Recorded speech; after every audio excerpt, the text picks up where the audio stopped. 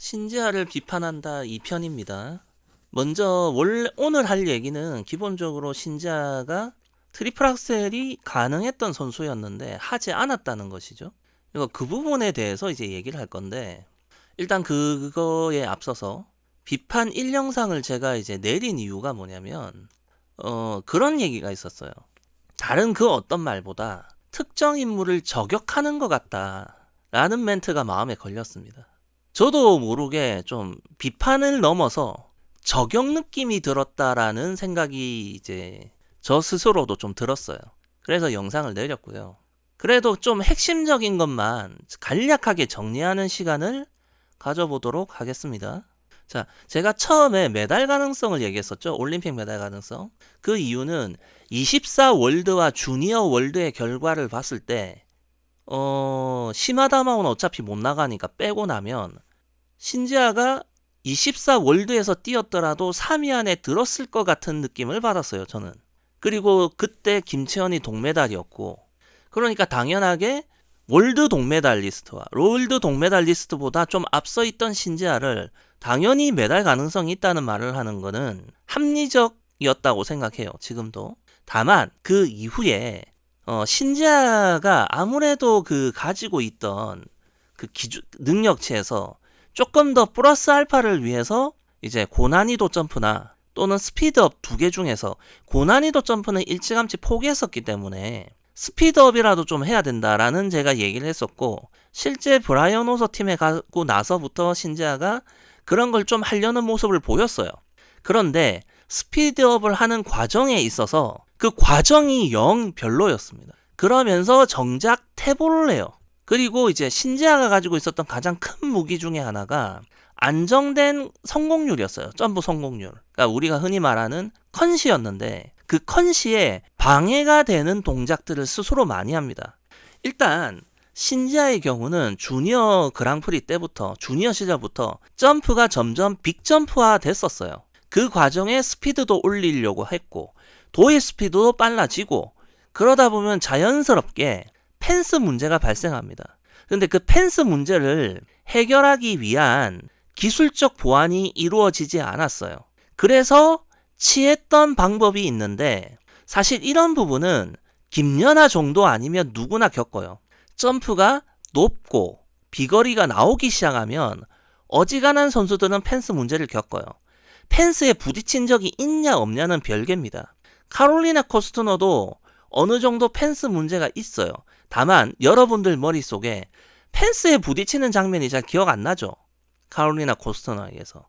그거는 그 문제가 생기지 않도록 뭔가 방법을 취했는데, 그런 방법들을 취하면 김연아처럼 하지 않고 카롤리나 코스트너나 신지아처럼 방법을 쓰게 되면 다른 문제가 생겨요. 그런데 그 와중에서도 신지아의 경우는 어떻게든지 간에 아슬아슬하게 밸런스를 잡아서 랭킹과 종합을 클린을 하고 우승을 했습니다. 그러면 이거라도 그대로 유지해서 가야 했는데, 그 아슬아슬한 상태에서 욕심을 부렸죠. 플립을 수정했어요. 그 어텐션 좀 안 받아보려고. 그런데 거기서 했던 플립 수정이 그 아슬아슬했던 밸런스를 깨트린 거예요. 그렇기 때문에 제가 거듭 말하지만 4대6에서 쇼트에서부터 러츠가 넘어지고 또는 트리플 룹에 문제가 생기고 하는 것들은 전반적으로 본다면 펜스 문제를 해결 못했기 때문이에요. 펜스 문제, 즉 점프가 커지지 않았다면 생기지 않았을 문제고, 차라리 스피드를 안 올렸으면 안 생겼을 문제인데, 점프도 높아지고 스피드도 집어넣고 비거리가 나오기 시작하면 생기는 펜스 문제를 기술적으로 보완 못하면서 전체적으로 발생했던 문제예요. 그렇기 때문에 제가 하고 싶은 말은 뭐냐면, 2024 주니어 월드 이후에 신지아가 보여주었던 모습들은 과정 자체가 별로였다는 얘기예요. 단순히 올림픽의 결과가 나빴다가 아니라 과정부터가 영 별로 엉망이었다는 얘기죠. 그런 얘기를 했었고, 그 다음에 김채연 같은 경우는 24 주니어 월드와 월드 때까지만 해도 분명히 신지아보다 떨어지는 스케이터였다고 생각합니다, 저는. 그러나 그 이후 시즌에 김채연이 전체적인 스케이팅이 굉장히 좋아졌고, 2025 종합선수권 때쯤 가면 저는 실질적으로 김채연은 신지아 위로 두기 시작했어요. 개인적으로. 그래서 제가 김채원의 월드 금메달도 기대를 하기도 했었죠. 물론 결과는 나빴지만. 그러나 김채원이 베스트 컨디션이었다면 해볼만 했다고 전 생각합니다. 그때도. 그리고 사실 신지아가 기복이 생기고 할 때도 저는 김채원만 기다리고 있었어요. 그런데 김채원 같은 경우가 갑자기 뭐 트리플 악셀 누군가가 댓글 달더라고요. 김채원 트리플 악셀 연습에 대해서 들어본 적 있냐고. 나 들어본 적 없다고 했죠. 그리고 나중에 좀 시간이 지나가지고 김채원이 뭐 트리플 악셀 연습을 했었다는 얘기가 돌더라고요. 그리고 뭐 하네스를 했네 마네 뭐 이런 얘기도 있고 그러면서 뭐 부상을 더 심하게 당했네 하는 얘기가 있었어요. 근데 사실 이런 얘기 전에 김채원이 이보다 더 앞에 김채원이 부상 여파로 챌린저 대회를 하나를 기권했다는 얘기가 먼저 있었거든요. 근데 갑자기 전 이상했죠. 왜냐하면 지난 시즌에 당했던 시즌 끝날 때쯤에 당했던 부상이 왜 아직 회복이 안 돼가지고 챌린저를 기권하지? 뭐 이런 생각을 했었어요. 이게 나중에 이제 드러난 거지. 저는 트리플 악셀 연습을 했다는 거. 조금 깨더라고요. 그리고 화가 났어요. 저는. 둘 다 대한민국의 1등, 2등 하는 선수지만 트리플 악셀이라는 점프에 이제 접근하는 데 있어서 저는 이 두 선수에게 다른 잣대를 들이대거든요. 일단은 그런 얘기를 할 거예요. 오늘은 이제. 그리고 이제 뭐 조금 더 추가하면 자 1편에 정리하는 겁니다. 지금. 자 고난이도 점프하고 아름답고 감동적인 연기는 반대 개념이 아니에요. 트리플 악셀 뛴다고 연기가 아름답지 못하고 지루한 연기가 된다는 보장은 없거든요. 그리고 또 하나 신지아가 입버릇처럼 말했던 아름답고 감동적인 연기를 실상 신지아는 보여준 적이 없어요. 그리고 전체적인 연기 완성도라는 부분에 있어서 이 완성도가 기술적 관점으로 봤을 때 굉장히 떨어졌습니다. 아무래도 김연아하고 비교가 될 수밖에 없더라고요. 사실 24 주니어 월드 끝났을 때만 해도 제 블로그나 유튜브에 어떤 댓글들이 달렸냐면 신지아는 이미 김연아를 넘어섰다는 댓글도 있었어요. 저는 거기에 어떤 반응도 보이지 않았습니다. 동의하지 않았으니까요. 그리고 겉으로 보이는 화려함만 추구한다라는 말에 뭐가 있냐면 신지아는 생각보다 자기가 꽂히는 것만 열심히 하려고 들어요. 이게 전형적으로 뭐라고 할까 굳이 김연아와 아사다마오를 구분을 하면 이제 보통 이제 연합바적 기준으로서 구분을 한 게 아니라 제 방식으로서 구분한 건데 다시 말하지만 사실 실제 그 비판 1 영상에서도 얘기했던 거지만 이거는 다분히 의도적으로 김연아의 긍정적인 면과 아사다마오의 부정적인 면만을 골라서 얘기한 거예요. 굳이. 왜냐하면 대비를 시키기 위해서. 아사다마오가 그냥 형편없는 그런 스케이터였다는 뜻은 아니에요. 분명히. 자 그렇게 봤을 적에 신지아가 해왔던 모습들을 보면 그냥 전체적으로 김연아가 아니라 아사다마오에 더 가까웠다라는 말을 하는 겁니다. 재능은 있어. 그러나 전체적으로 완성도를 살려나갔다기보다는 지 하고 싶은 것만 했어요. 지 눈에 꽂히는 것만. 그리고 전체적인 어떤 중요한 순간마다 했던 선택들이 합리적이지 못했습니다. 그래서 저는 신지아가 김연아보다는 아사다마오가 했던 과정에 더 가깝다고 생각해요. 그리고 뭐 어쩌고 저쩌고 있는데 그 다음에 제가 했던 얘기가 뭐냐. 피겨란 공부 대신에 시키는 수단이거든요. 피겨를 하는 목적이라는 건 공부처럼 성공하기 위한 성공이라는 목표를 위한 수단 중에 하나라는 얘기였고 그래서 제가 바라보는 피겨는요. 아름답고 감동적인 연기를 해서 사람들에게 감동을 주는 것은 자기에게 그다지 중요하지 않아요. 자기가 점수 잘 받고 메달 잘 받아서 광고도 찍고 화보도 찍는 게 진짜 목적이 돼야 되거든요. 그런 쪽으로 가는 거를 전 더 우선시합니다. 이런 부분에 있어서 서로 간에 생각이 다를 수 있겠죠. 신지아 쪽하고 저하고는. 그래서 제가 하고 싶었던 말이 사람들이 이제 자꾸 이제 김연아란 존재에 어떤 뭐라고 할까 본질 김연아의 본질이 뭐냐 자꾸 김연아 타령을 하는데 케이크를 예로 들었을 적에 케이크를 살려면 여러분들은 제빵 제과점을 가죠. 뭐 뚜레쥬를 가든 파리바게뜨를 가든 아니면 동네마다 있는 그런 일반 가든 성심당을 가든 제빵 제과점을 가는 겁니다. 왜? 빵이니까. 그러니까 퀘이크라는 건 빵에다가 크림과 여러 가지 초콜릿이라든지 뭐 과일이라든지 이런 장식을 하는 거예요. 근데 사람들은 자꾸 이 케이크의 겉 껍데기, 장식에 집중하는 경향이 있어요. 진짜 핵심은 빵인데. 그럼 물론 여러분들이 케이크를 했을 때 먼저 크림이나 이런 거에 먼저 꽂히는 이유는 어지간하면 빵의 수준 차이가 별로 안 나서겠죠. 그죠? 케이크에 있어서 뭐 파리바게뜨를 가든 성심당을 가든 뚜레쥬를 가든 빵의 수준 차이는 그리 크지 않잖아요, 사실. 그러나 스케이터라고 놓고 본다면 이 빵에서 차이가 다 나거든요. 그리고 점수에서도 가장 큰 비중을 차지하는 건 빵에 해당해요. 바로 체력과 기술. 그리고 그 김연아는 바로 이 빵이 아주 뛰어났던 스케이터예요. 물론 겉에 발라져 있던 크림, 과일, 장식 등 초콜릿 같은 것들, 이런 것들도 뛰어났을 뿐이죠. 대부분의 스케이터들은 빵 레벨에서부터 김연아보다 떨어졌어요. 그렇기 때문에 진짜 김연아의 본질은 뭐다? 네, 빵연아다. 알겠죠? 김연아의 본질은 빵이 좋은 빵연아였어. 이런 거를 이제 좀 헷갈리지 말았으면 싶고, 신지아가 국내나 주니어 무대가 아닌 세계 무대에서 월드나 올림픽쯤 가서까지 내세울 만한 거는 점프 높이를 만들어내는 능력과 컨시 정도였는데, 여러 가지로 그 뭐라고 할까, 이 과정에서 지난 특히 2년간의 과정에서 보면 컨시를 스스로 무너뜨렸어요. 자, 이게 만약에 신지아가 한 살 어려가지고 2026년 밀라노 올림픽이 아니라 30년 올림픽에 참가하는, 그러니까 쌍둥이들 같은 입장이었다면 저는 어떻게 했을 것이냐, 그 노력과 그 컨시를 망가뜨리는 선택을 좀 더 길게 가져가도 된다고 생각했을 거예요. 왜냐? 도전해서 극복하길 바랄 수 있는, 기대할 수 있는 시간이 있으니까.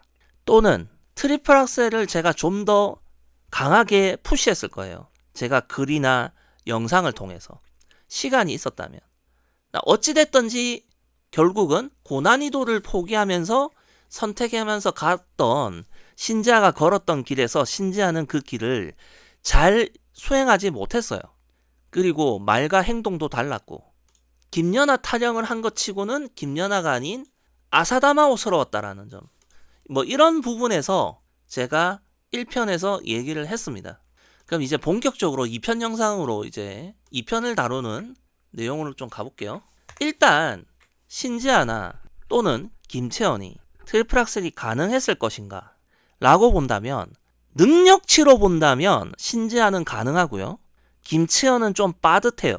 여기서부터는 최대한 그냥 말로써 좀 갈게요. 아사다마오 시절로 거슬러 올라가 볼까요?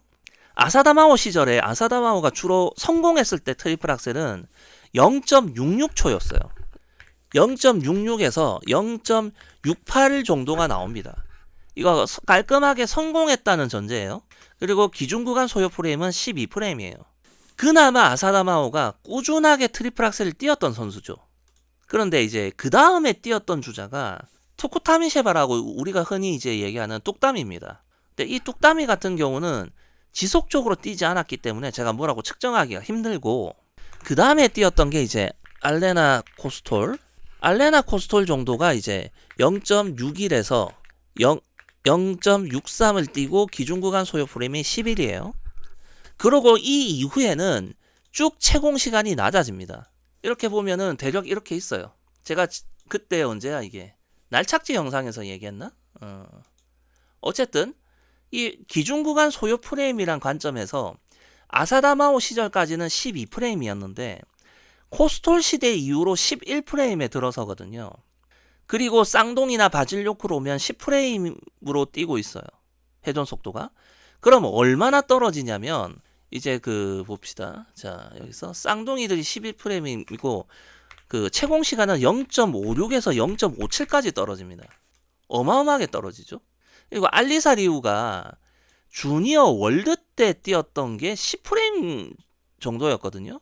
다만 이거는 30프레임 영상으로 측정했던 거라서 조금 애매하긴 한데, 어찌됐든 그러니까 전체적으로 보면 회전 속도가 지면서 필요 채공 시간이 낮아졌다는 게 무엇을 의미하냐면, 자, 아사나마오가 뛰었을 때는만 해도 신체 점제 초기였고, 그 다음에 트리플 악셀이란 점프의 어떤 연구가 덜 됐어요.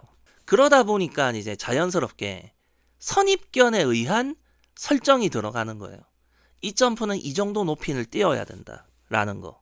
그래서 실상은 아사다마오가 성공한 트리플 악셀을 기준으로 하면 당시 남자 싱글하고도 별 차이가 없어요. 남자 싱글 선수들도 이 정도는 돼야 했어요. 당시에는. 그런데 지금은 뭐 이런 수치에도 성공하는 시대가 됐죠. 이게 뭐냐면 사실은 우리가 해낸 게 아니잖아요. 러시아나 일본 애들이 해낸 거거든요. 그러니까 뚜베네가 했고 그 다음에 그걸 받아서 하마다 코치가 한 거예요. 사실은 냉정하게. 자 보세요. 하마다 코치가 만들어낸 트리플 악셀러가 리카키라고 유영하고 2명이잖아요. 거기에 시마다마오 3명을 키워냈어. 물론 우리의 최영경 코치도 쌍둥이들 2명을 해냈지만 냉정하게 체형이 완전히 같은 선수잖아요. 얘네들 거의 같잖아. 실상은 한 명 정도의 케이스를 하나의 케이스라고 봐야 돼요. 최영경 코치가 해낸 건. 물론 지서연이 연습 때 뛰어서 성공한 게 있긴 한데 그거 그때 미국이었나? 캐나다였나? 거기서 뛰었던 걸로 제가 알고 있는데 지서연 같은 경우는 지속성이 없기 때문에 패스. 하마다 같은 경우만 해도 최소 2명, 3명의 트리플 악셀러를 만들었다라는 건 거기에 대한 데이터가 쌓였다라는 거겠죠. 그죠? 자, 그리고 이제 연구가 이만큼 여기까지 진행이 됐다는 건데 이제 우리는 알아요. 우리가 새롭게 트리플 악셀을 뛰는 걸 뭔가 개발하거나 찾아내거나 할 필요가 없어요. 또베리제 쪽 애들하고 하마다 쪽 애들이 이미 다 해놨어. 우리는 답안지를 보고 갈 수도 있거든. 그리고 과거만큼 높게 뛰지 않아도 된다는 걸 알아요. 잘 보세요. 점프를 뛸 때 높이는 상승 운동이라고 칩시다. 이거는 회전 운동이라고 치자고요. 소요 프레임은. 그러면 우리 몸에서 상승 운동을 하는데 만들어내는 근육과 회전 운동을 하는데 쓰이는 근육은요. 교집합도 있지만 그 공유하지 않는 근육도 있거든요. 그래서 이런 거를 적절하게 잘 혼합을 하면 100% 이상의 효과가 나온다고 생각해요. 단순하게 높게 뛰기만 해서 트리플 악셀 뛰는 것보다 회전 운동에 좀 더 집중하면 110%, 120%의 힘을 낼 수 있다. 종합적으로. 이게 저의 기본적인 생각인데 뭐 이건 맞던 안 맞던 간에 그냥 똑같이 100이라고 치더라도 점프 높이가 좀 낮아지더라도 회전 속도를 올렸을 적에 트리플 악셀이 성립한다라는 걸 우리는 이미 수치적으로 결과물로서 볼 수 있어요. 그러면 11프레임대에서 가장 낮은 채공 시간으로 트리플 악셀을 뛰었던 게 유영이거든요. 유영이 0.58에서 0.59 정도를 뛰었습니다. 리카키라는 이보다 조금 더 길어요. 이해되셨나? 자, 그러면 유영의 스탯을 기준으로 했을 때 이 스탯이 나올 수 있을 것인가? 그걸 알아보면 되거든요. 그리고 김채연이나 신지아가 어느 정도 소요 프레임이 나올 것인가를 보면 돼요. 자, 그러면 김채연 같은 경우는 제가 봤을 때 10일 가능합니다. 그런데 김채연이나 신지아나 러츠 플립을 2번씩 뛰고 룹도 뛰고 해서 전체 점프 비중이 오른쪽 다리 점프, 러츠 플립 룹에 치중돼 있어요. 그렇기 때문에 이런 점프 구성에서 왼쪽 다리 비중이 낮잖아요. 그럼 자연스럽게 왼쪽 다리는 좀 쉬는 편이거든. 좀 쉬어가는 형태에 가까워요. 그렇다면 여기에 트리플 악셀 하나가 딱 들어가면 좌우 다리의 체력 소모적인 균형도 맞겠죠. 그리고 저는 쿼드토 하나 뛰는 것보다는 트리플 악셀이 추가되면 쇼트에서도 뛸 수 있기 때문에 그래서 쇼트에서 앞서 나가기가 쉽잖아요. 클린한다는 전제에서. 그러면 프리를 마지막 그룹에서 뛸 수 있는 비중 확률이 올라가고 그러면 자연스럽게 마지막 그룹의 점수를 더 잘 받게 되죠. 저는 이런 것들이 있기 때문에 트리플 악셀과 쿼드토 택이라고 한다면 저는 트리플 악셀을 선택하겠어요. 자, 그럼 따져봅시다. 김채연의 최대 점프 채공 시간은 이 정도입니다. 이것이 트리플러츠에서 나왔던 거거든요. 근데 이것이 약간 중후반부에 뛰었던 걸 감안하고 전반부로 땡겨오면 최대 0.6에서 0.62 사이는 가능할 수도 있겠다. 최대. 그런데 여기서 또 하나 차이가 뭐냐면 김채연의 점프는 이 점프가 좀 간결한 형태에 가까워서 약간 페널티가 있어요. 채공 시간에서. 그래서 아마 0.61 정도 선에서 한계선을 끄면 되지 않을까 싶거든요. 그러면 왼쪽 다리 점프가 0.58, 0.59 네, 지어짜면 가능하다고 생각해요. 그리고 이 트리플 악셀을 시도했을 때에 이 회전 소요 프레임은 트리플 살코를 보면 되거든요. 여기서 잠깐 다시 이것 좀 보고 갑시다. 제가 예전에 이 서민규 관련된 영상이었죠. 자, 서민규는 이미 이게 24 주니어 월드 때인데 트리플 악셀을 이미 띄고 있었잖아요. 그죠? 그럼 사실 서민규의 트리플 악셀을 띄었을 적에 회전 소요 프레임은 11에서 11.5 사이였어요. 애매하게 돼 있었거든요. 그런데 0.6초 정도 되면서 11.5가 나와도 뭐 어떻게 띄어졌거든요. 그죠? 그 다음에 프리에 가면 채공 시간이 조금 짧은 대신에 회전 속도는 조금 더 좋죠. 쇼트보다. 즉 서민규의 트리플 악셀은 0.59에서 0.61 사이면서 회전 소요 프레임은 기준 구간 11에서 11.5 사이였어요. 이 정도면 뭐 얼추 띄어지대 라고 볼 수 있죠. 그리고 이렇게 띄어지는 선수의 트리플 살코를 보면 네, 이렇게 기준 구간 소요 프레임이 12가 나오거든요. 여기서 얘기하자면 신지아가 몇 년 전에는 이랬어요. 신지아도 트살 기준 구간 소요 프레임이 12였고 근데 김채연 같은 경우는 제가 측정을 많이 안 해서 그런데 사실 김채연이 12가 안 나오더라고요. 그런데 김채연의 트살을 보면 일부러 약간 회전을 느리게 돈다는 느낌이 있어요. 그걸 감안한다면 그리고 전체적인 점프의 회전 소요 프레임을 본다면 네, 저는 김채연도 11 나올 수 있다고 생각합니다. 그러니까 간단하게 말해서 10.5에서 11.5 사이 어딘가가 될 거라고 봐요. 김채연의 경우도. 그리고 신지아의 경우도 11 근처가 된다고 저는 보거든요. 물론 이거는 몇 년 전 기준으로. 여기서 잠깐만 덧붙여 간다면 제가 서민규가 왜 커드 살코가 가능했다라고 생각했냐. 이미 0.6초 정도는 채공 시간 만들어내고 있었고요. 24년 주니어 월드 때. 그다음에 회전 소요 프레임이 이미 11 초반까지도 가능한 모습이었다라고 본다면 커드 살코에 필요한 스탯은 보통의 선수들이 트리플 악셀 때 나오는 회전 속도나 쿼드터 쿼드 살코가 충분히 숙련도만 되면 트리플 악셀 때랑 거의 비슷하게 나옵니다. 회전 속도가.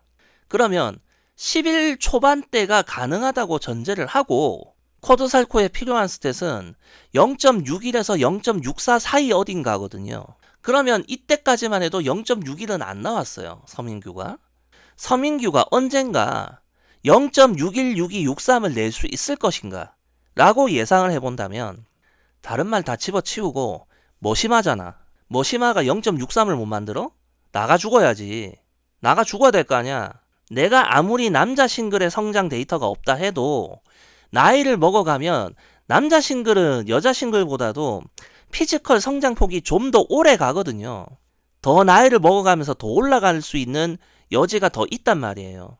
순간적인 폭발력이나 지구력이나 남싱이 여싱을 넘어서는 게 당연하죠. 당연한 거예요. 그렇기 때문에 0.616263은 서민규가 못 가면 안 된다고 생각했어요. 이건 당연히 그 정도는 가겠지라는 계산이 나오는 거고 그러면 커드 살코는 수치적으로 되는 게 당연해요. 그러니까 24 주니어 월드 제가 딱 한 대만 보고서 이거 한 건데 거듭 말하지만 이때도 제가 얘기했죠. 커드 살코까지는 사정거리 아니라고. 그러니까 뭐라고 할까? 얘가 트리플 악셀을 뛰기 전이었다면 예상이 힘든데 이미 뛰었단 말이에요. 이미 뛰어서 회전 속도가 이 정도 나올 수 있다는 걸 알고 있는 상태면 조금도 어렵지 않은 전망이고 예측이에요. 솔직히 거듭 말하지만 못 뛰면 병신인 거예요. 못 뛰면. 그리고 제가 서민규의 커드 살코를 봤을 때 제가 생각했던 것보다 결과물이 더 좋았어요. 저는 이제 뭐라고 할까, 서민규가 커드살코를 이번 시즌에 띄어냈다는 기사를 보고 좀 빠듯하게 아슬아슬하게 성공하지 않았을까라는 생각을 했는데 대략 한 0.625 정도 나오더라고요. 그리고 생각보다는 안정적이고 여유 있어 보였어요. 다만 어쩔 수 없는 서민규의 이 점프 성격이 좀 뭐라고 할까, 바닥으로 좀 깔려, 점프가 높게 뜨지 못하고. 근데 이 부분을 굳이 어거지로 고치려고 하면 또 회전 속도에서 영향을 안 좋게 받을 수도 있어 보이고, 회전 속도에서 영향을 최대한 안 받는 선에서 점프 높이를 올려야 되거든요. 그 선을 아슬아슬하게 잘 타야 돼요. 그리고 이제 그런 부분 때문에 오히려 또 이제 쿼드러츠나 플립으로의 전환이 조금 애매하죠. 좀 솔직히 어려워 보이기도 하거든요. 그리고 여기서 조금 얘기를 더 나아가자면 제가 남자 싱글 스케이터에게, 그것도 한국의 남자 싱글 스케이터에게 기대하는 건 좀 뭐라고 할까, 네이든 첸 정도는 돼야 되거든요. 그렇게 봤을 때 2017년 기준으로서의 네이든 첸의 능력치보다 최근에 커드러츠 뛰었던 최하빈의 수치가 더 좋았어요.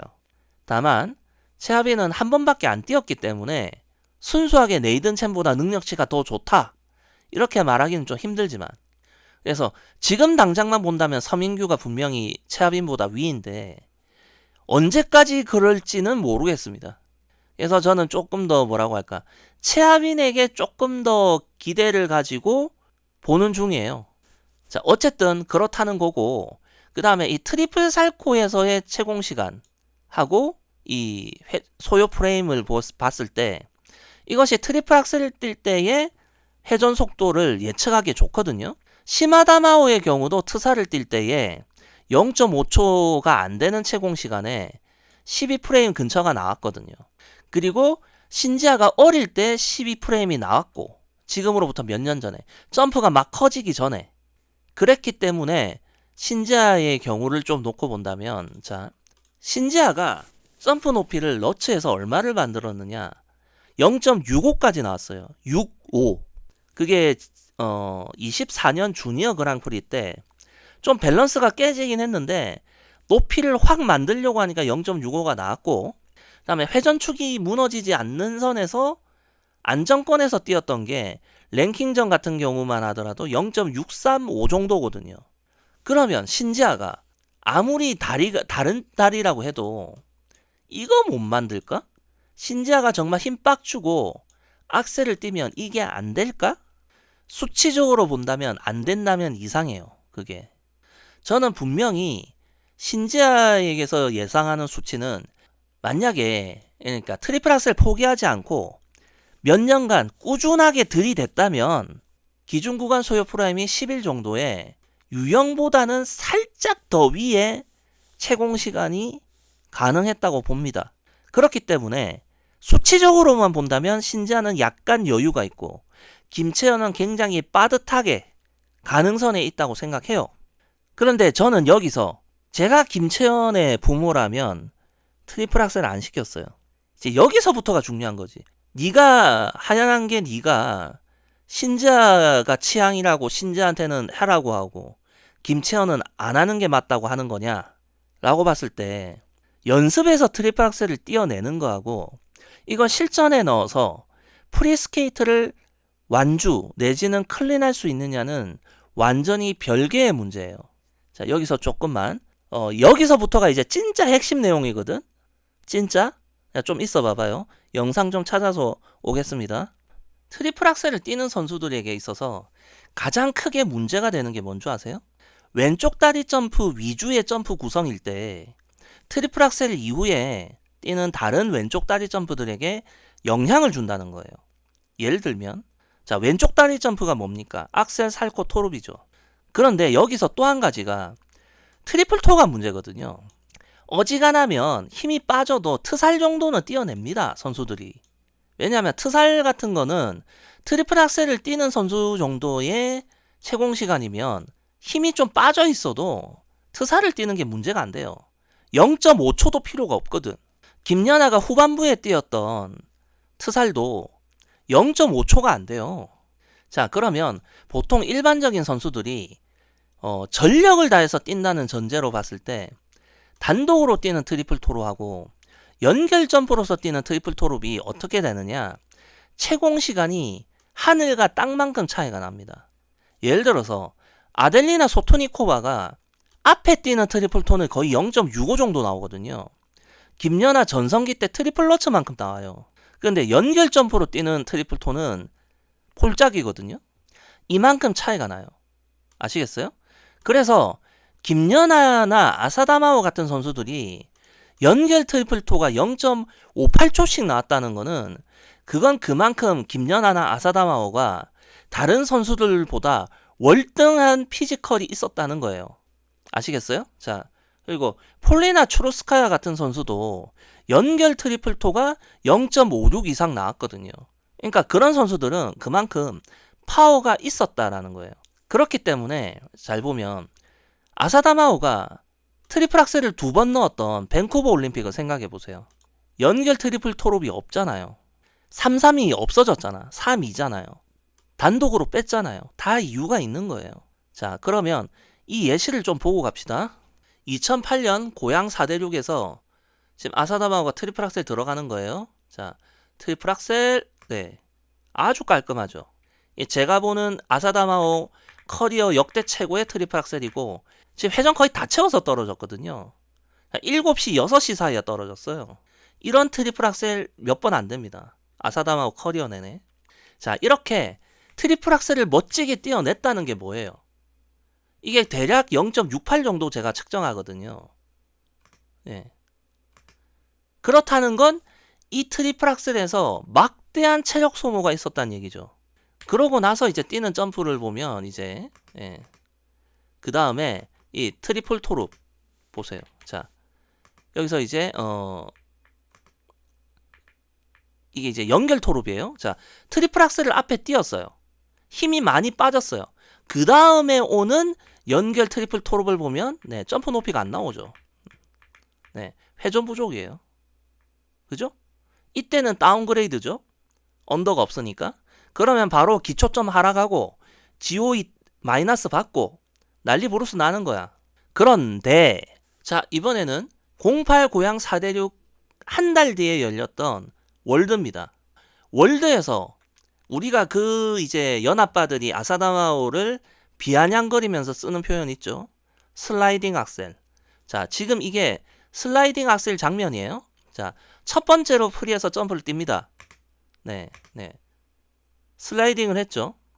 자, 슬라이딩 악셀을 했다는 건 무슨 의미예요? 뛰지조차 못했다. 뛰지조차 못했다. 시도조차 못했다는 거죠. 시도를 안 했다는 건 무슨 의미예요? 체력 소모조차 없다는 겁니다. 자, 물론 넘어져서 몸에 충격은 왔을지언정 이 왼쪽 다리에서 힘이 안 빠졌다는 얘기예요. 자, 그러고 나서 그 다음에 뛰는 점프는 어떤가요? 자, 이거 이제 점프를 뛰죠? 네, 이 점프를 뛰었어. 자, 그 다음에 이번에는 체력 소모가 없는 상태에서 뛰는 연결 트리플 토는 어떠냐? 네, 자 보세요. 자, 널널하죠? 이거란 말이에요.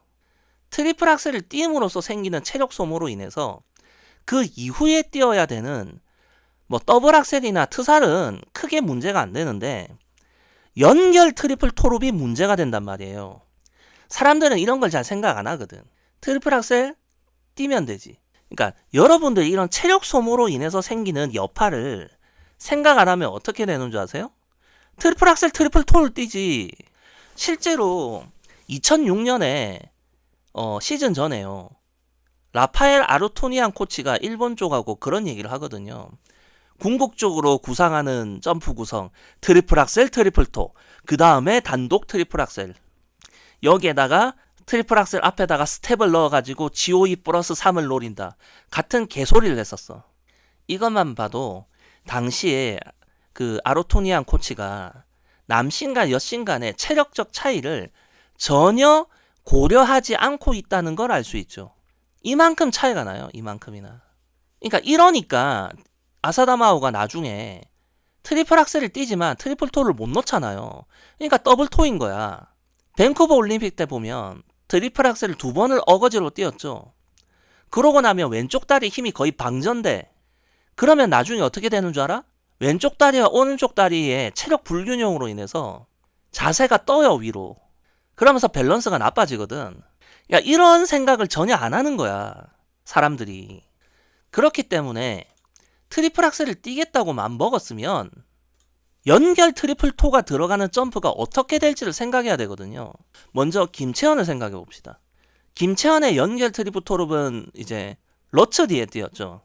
김채원의 트리플 러츠 트리플 토가 안정적이었나요? 회전을 굉장히 잘 인정받았나요? 김채원의 연결 트리플 토는 대체로 10시쯤에 처음에 그 날 끝이 닿고 돌리면서 8시로 떨어져서 회전을 인정받는 형태에 가까웠거든요. 그러니까 10시에서 8시 사이를 왔다 갔다 했단 말이에요. 근데 그러면서도 착지가 불안할 때 언더나 큐가 자주 떴던 선수예요. 트리플 악셀을 안 뛰었을 때도. 심지어 왼쪽 다리 점프의 횟수가 적었음에도 여유가 없었단 얘기야. 근데 만약에 김채연이 트리플 악셀 뛰는 것이 힘을 아끼면서 뛰어도 될 정도로 여력이 있었다면 얘기가 다르겠죠. 물론 그런 선수였다면 연결 트리플 토롭의 회전이 여기서 노는 게 아니라 거의 여기서 놀았겠지. 그렇지 않았잖아요. 분명히 말하지만 김채연이 트리플 악셀 뛰었어요. 성공을 했고 랜딩을 했어. 그렇다 하더라도 이 연결 트리플 토롭의 처음에 날이 내려오는 위치가 한 30도 정도는 모자랐을 거라는 거예요. 자, 그러면 10시, 8시에서 놀던 게 11시까지 갈 수가 있거든요. 11시에서 먼저 떨어질 수도 있어요. 그러면 여기서 이제 김채원이 필요한 게 뭐냐면 시마다마오급 착지 능력이 필요해요. 시마다마오는 날착지로 11시에 떨어지면서도 싹 돌리면서 빼요. 야, 그 정도 착지 능력이 있다면 저는 김채연에게 트리플 악셀 시도해도 좋다고 생각합니다. 근데 이런 시마다마오급 착지 능력을 갖추는 건 냉정하게 말하면 트리플 악셀을 성공하는 것만큼이나 어려워요. 그러니까 김채연이 트리플 악셀을 추가해서 성공적으로 성공하고 프리를 클린할 수 있고 그래 되면 150 넘을 거거든 아마 김채연이. 프리에서 150을 넘을 수 있어요. 이게 되면. 근데 그것이 과연 얼마나 어려운 일인가를 제가 얘기하는 거예요. 트리플 악셀이라는 리스크도 극복하고 성공을 했다 치고 이것도 시마다마오급 착지 능력으로서 회전각이 분명히 그전보다 모자라게 되는데 그것까지 싹 돌리면서 착지해낸다. 이것이 다 될 확률 얼마나 되죠? 거기다가 하필이면 올림픽 시즌 때 시간이나 많았으면 몰라. 김채연 얘기를 좀 먼저 하고 갑시다. 김채연이 있던 캐나다 팀에서 트리플 악셀을 한다. 제가 조금 의문스러운 게 과연 캐나다 팀에서는 트리플 악셀 성공의 어떤 그 포인트를 어느 정도 높이에 맞췄을지 제가 좀 의문이거든요. 왜냐면 이 점프라는 게 각각의 코치나 팀마다 고정관념이 있어요. 엠버 글렌이 트리플 악셀을 랜딩하고 연습을 할 때 뭐 뛰고 하는 거를 어떤 분이 저한테 보낸 적이 있거든요. 영상을 몇 번 링크를 했어요. 엠버 글렌이 맞는지 아니면 다른 북미 선수였는지 진짜 정확하지가 않은데 대략적인 스탯이 어느 정도 나왔냐면 이 정도였어요. 알레나 코스톨. 알레나 코스톨의 스탯과 비슷하더라고요. 그러면 그 캐나다 팀이 제가 걱정하는 건 뭐냐면 이 정도를 기준으로 삼고 있었을 가능성이 있거든. 그러면 애초에 안 돼. 김채연은. 만약에 그 팀이 이 정도, 그러니까 북미권에서 이 정도를 기준으로 삼는다고 하면 그냥 안 되는 거예요. 그러니까 하마다 같은 경우는 시마다마오와 유영과 리카키를 놓고 본다면 다 0.6초 이하에서도 뛰는 형태의 트리플 악셀을 추구했거든요. 캐나다 같은 경우만 하더라도 사실 미국과 크게 다르지 않단 말이야. 그럼 엠버 글렌이 뛰었던 수치를 생각한다면 김채연이 뛰어오를 수 없는 높이거든.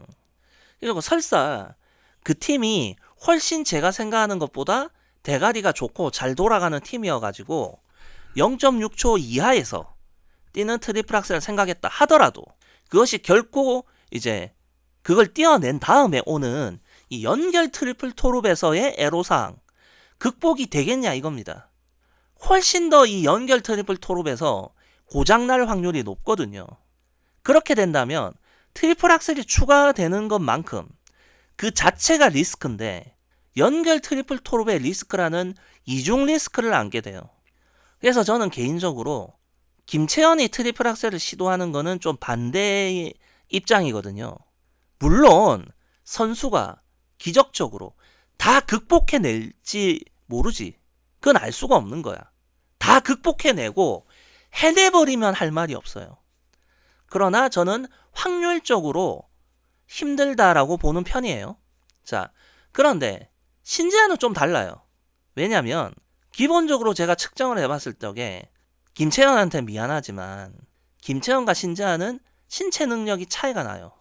김채연의 경우라면 착지가 여기서 놀고 있었죠. 그래서 트리플 악셀로 인해서 영향을 받는다. 회전각이 조금 모자란다. 11시까지 여기서부터 돌려 빼야 될 수도 있는데 최근에 종합선수권 때의 신지아를 보세요. 6시, 7시 여기까지 와서 놀잖아요. 제가 지난번 종합선수권 때 신지아의 거듭 모든 점프가 이 8시를 넘어가지 않았다고 얘기했죠. 6시와 8시 사이에서 놀았어요. 자, 그러면 신지아의 경우에는 한 30도 정도가 더 모자라게 된다 해도 여유가 있는 편이거든요. 예, 이런 걸 생각을 해야 돼요. 그리고 여러분들 그런 얘기 생각하실 거예요. 최근 보면 신지아가 연결 트리플 토에서 좀 고생했죠. 그거 왜 고생했냐면 연결 트리플 토를 뛰는데 필요한 점프 높이를 못 만들어서가 아니라 그거 다 펜스 문제의 연장선에 있는 거예요. 그러니까 이 얘기가 좀 복잡하고 여러분들 이해가 힘들 수 있는데 만약에 신지아가 21년 2년부터 트리플 악셀을 추가한다라는 노선으로 계속 갔잖아요. 그러면 신지아는 트리플 러츠나 플립에서 점프 높이를 올리면 안 됩니다. 계속 폴짝 점프를 뛰었어야 돼요. 그리고 폴짝 점프를 뛴다면 애초에 펜스 문제가 없어요. 그럼 펜스 문제를 해결하기 위해서 이게 펜스라고 치면 잠깐만요. 이 흰색 바탕이 펜스라고 칩시다. 신지아의 경우는 이 펜스 문제가 있으니까 점퍼를 뛰면서 바로 방향을 튼 거예요. 펜스 부딪히지 않으려고. 그러니까 보면은 신지아가 그동안 보면 어떤 상태에서부터 점프 동선을 이렇게 트느냐 아니면 이렇게 가느냐 가지고 계속 조금 변화를 줬거든요. 그 과정에 연결 트리플 토가 문제가 있었던 거거든.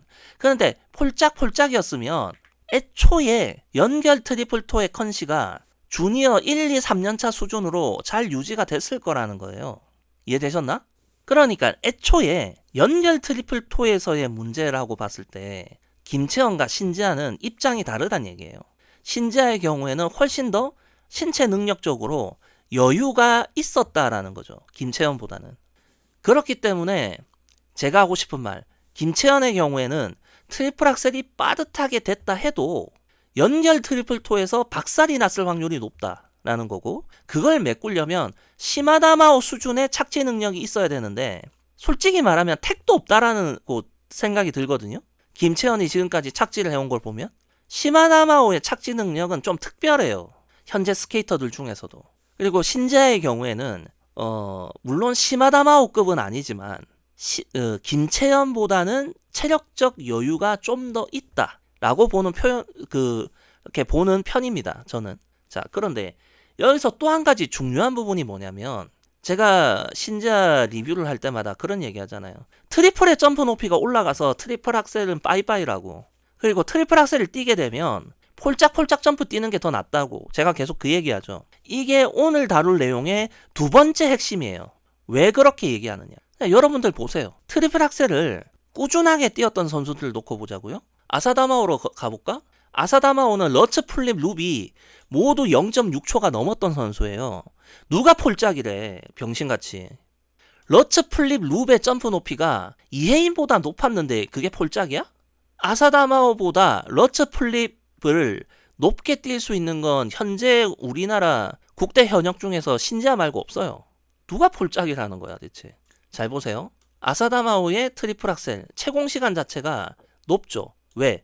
12프레임이니까. 그럼 알레나 코스톨로 오면 자 11프레임 나오죠? 알레나 코스털은 0.58 다 미만이에요. 러처 플립이 0.55에서 57 정도였을 거야. 대략. 정확하게 기억 안 나는데. 그러면 쌍둥이들은 10프레임이죠? 얘네들 0.55 넘는 거 없을걸? 러처 플립이? 시마다마오는 어땠을 것 같아요? 시마다마오는 데뷔 시즌에 러츠가 0.53 나왔는데 2년차 되니까 더 낮아졌어. 0.5예요. 0.5초에 트리플 러츠를 띄었다니까 시마다마오가? 나 어처구니가 없어가지고 진짜 0.49가 나온 것도 있어. 다른 선수들이면 트리플 살코 뛸 만한 채공 시간에 트리플 러츠를 띄었어. 시마다마오는. 그러니까 이게 왜 이런 형태가 나오느냐, 이걸 알아봐야겠죠. 간단하게 말하면 힘의 배분에서 차이가 있기 때문이에요. 어떤 선수가 100의 힘을 가지고 있는데 이 점프를 0.6초짜리 트리플 러츠를 뛰는 거랑 0.5초짜리 트리플 러츠를 뛰는 거랑 어떤 차이가 있을까요? 0.6초의 트리플 러츠를 뛴다고 한다면, 제가 전에도 그런 얘기 했었죠. 채공 시간이 올라가면, 자, 어떤 선수가 있어요. 어떤 채공 시간과 회전 속도에서 여기에 딱 스윗스팟에 날이 떨어졌다 칩시다. 그런데 그 수치에서 채공 시간이 올라가면 이게 요로 오겠죠. 그러면 기존의 그대로를 유지하려면 회전 속도는 느려져야 되죠. 그죠? 그러면 점프 높이를 만들면 만들수록 회전 속도는 오히려 느려져야 돼요. 이 말은 뭐냐? 상승 운동의 힘의 퍼센테이지가 더 간다는 거고 회전 운동의 퍼센테이지가 낮아진다는 거예요. 그런데 여러분들이 이렇게 생각할 거예요. 러처 플립 룹은 하얀한 게 네 말대로라면 오른쪽 다리 점프라며 악셀은 왼쪽 다리 점프인데 무슨 상관이냐? 예, 이게 영향을 줘요.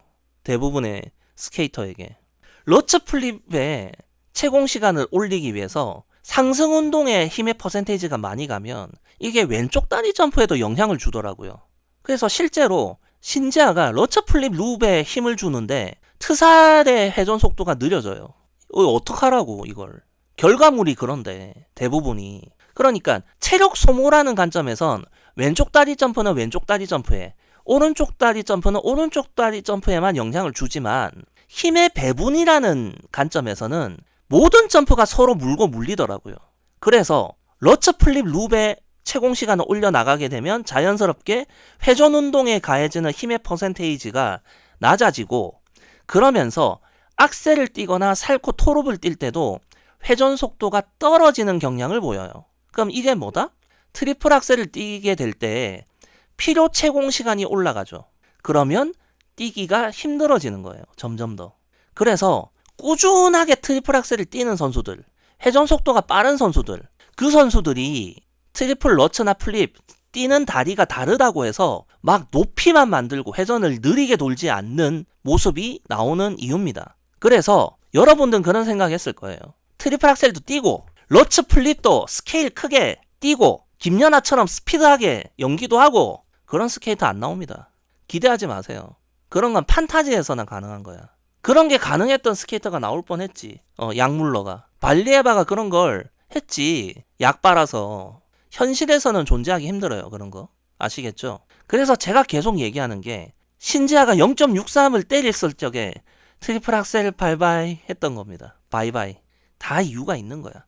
자, 쌍둥이들이 트리플 악셀에서 이 정도 채공 시간 내죠. 그죠? 10프레임으로. 그러면 트리플 러츠는 좀 느리게 돌아가지고 트리플 러츠도 이 정도 뛸 수도 있잖아. 근데 그렇게 안 하거든. 그게 몸에 배어있는 상승 운동과 회전 운동이라는 이 배분 자체가 그렇게 안 만들어져 있다고요.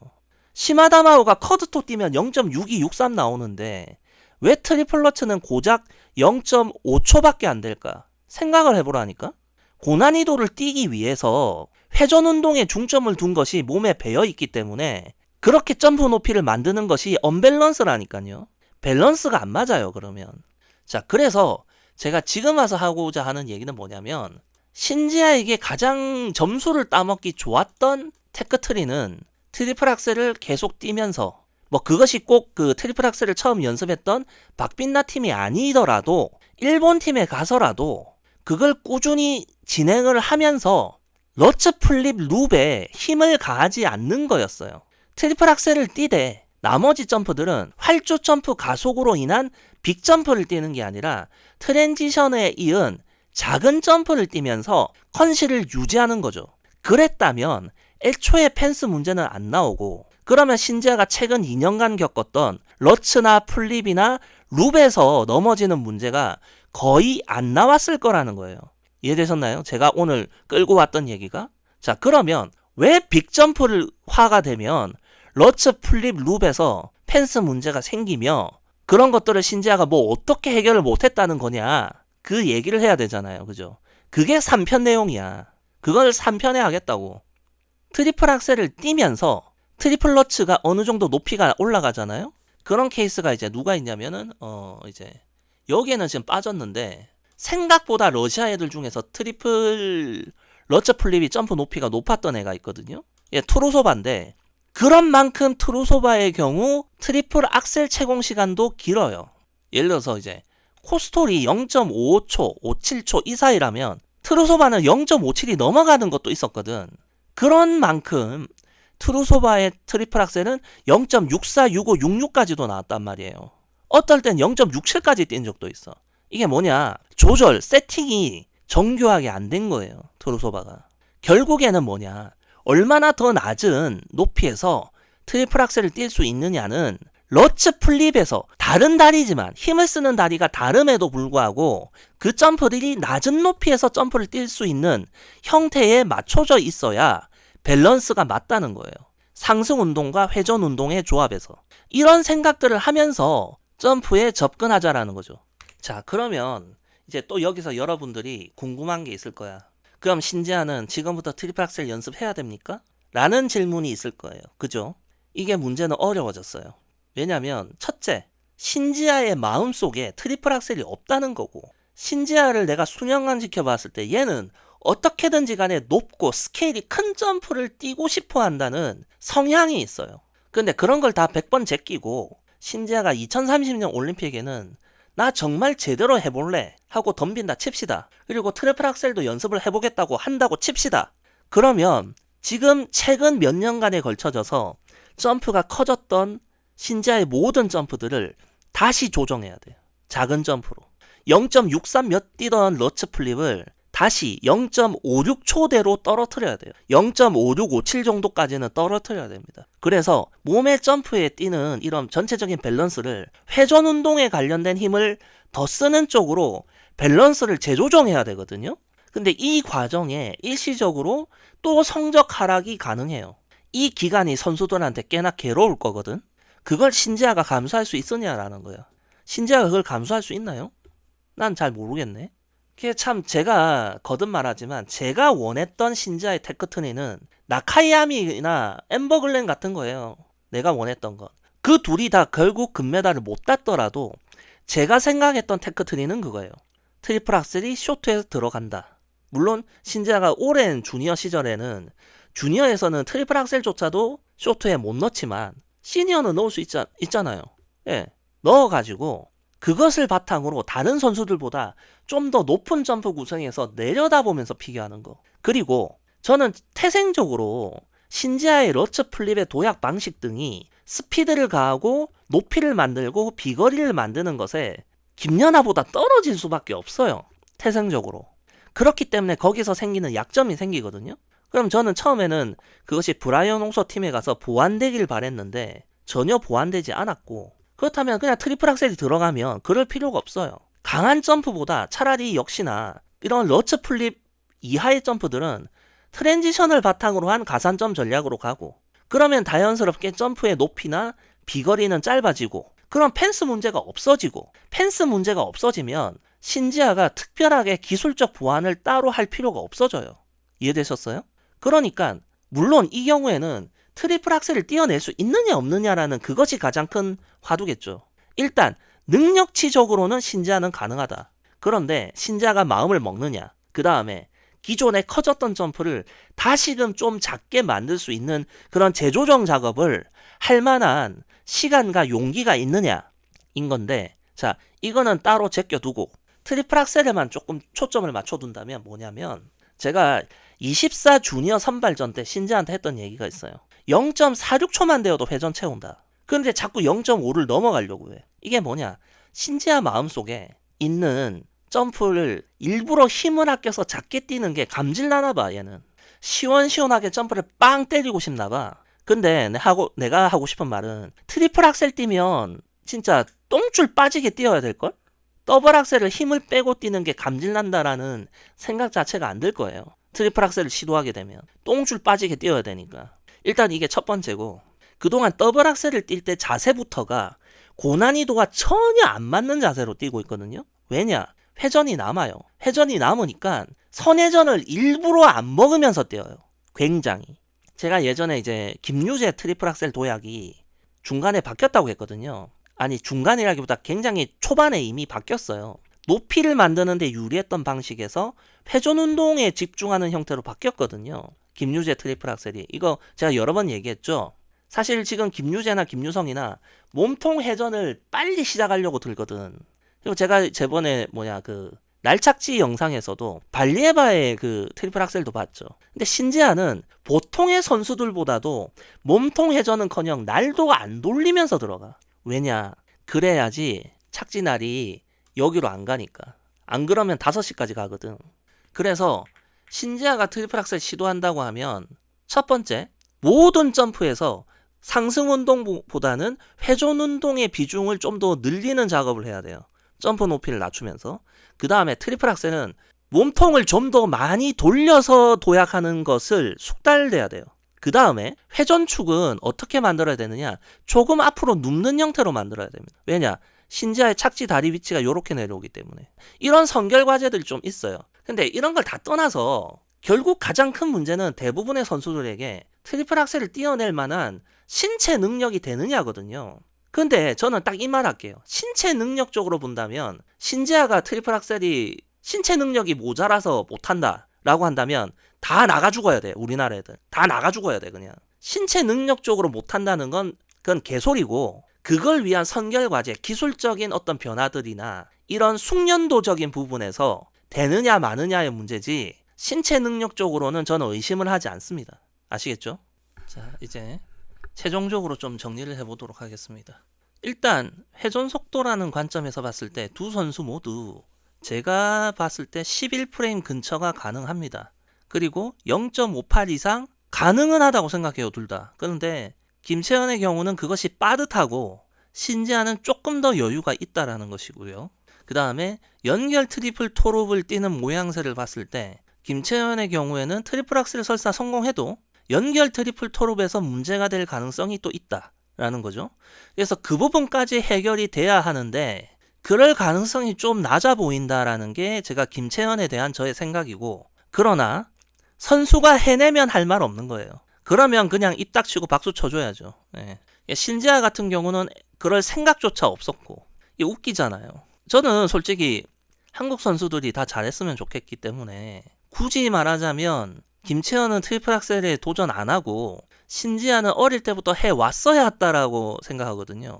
근데 둘이 반대가 되니까 참 화가 나네요, 이런 게. 자, 신지아의 경우는 점프를 도약할 때 몸통 회전이 조금 더 빨리 일어나야 한다는 거. 그 다음에 회전축을 만들 때 조금 앞으로 눕는 형태의 회전축을 만든 게 좋겠다라는 거. 그 다음에 이제 그래야지 착지가 좀 수월하니까요. 그러면서 동시에 뭐라고 할까, 러츠 플립 룹의 점프 형태를 다시 재조정해서 좀 더 작은 형태로 만들어야 됩니다. 그럼 이게 왜 잘 들어맞느냐? 다시 다른 의미에서 좀 접근해 보자면 어쩔 수 없이 러츠 플립 룹을 5번이나 뛰어요. 그러면 오른쪽 다리 점프를 뛰는 횟수 자체가 더 많아요. 횟수 자체가 더 많으니까 오른쪽 다리 점프를 5번을 뛰는데 왜 그 점프들이 모두 강에 해당하는 점프 형태를 취하냐라는 거죠. 제가 앞에도 얘기했지만 김연아의 경우는 강약 조절이 좋았어요. 점프 구성이든 연기적이든 뭔가 됐든. 그런데 신지아의 경우처럼 러츠 플립 룹을 5번을 뛰는데 그것들이 모두 강에 해당하는 점프 형태로 뛰고 있다. 강약 조절 실패죠. 강약 조절이란 개념으로 보더라도. 그런데 신지아는 그걸 원해왔기 때문에 그쪽으로 흘러간 거예요. 그러니까 펜스 문제가 생기고 그걸 커버 못했고, 이제 그런 내용들은 3편에서 하겠다라는 거죠. 제발 여러분들이 얼마나 이해를 했을지 모르겠습니다, 제 말을. 영상만 괜히 길어지고. 제가 좀 화가 나는 건 뭐냐면, 자, 만약에 신지아가 2030년 올림픽까지 가겠다고 하면서 도 트리플 악셀을 안 한다. 그건 그냥 똥꼬집이고 이제 와서 하겠다. 그러면 그동안은 뭐 한 거야가 되는 거죠. 그러니까 무슨 선택을 하든지 간에 좀 화가 날 것 같아요, 나는. 아씨, 미치겠네.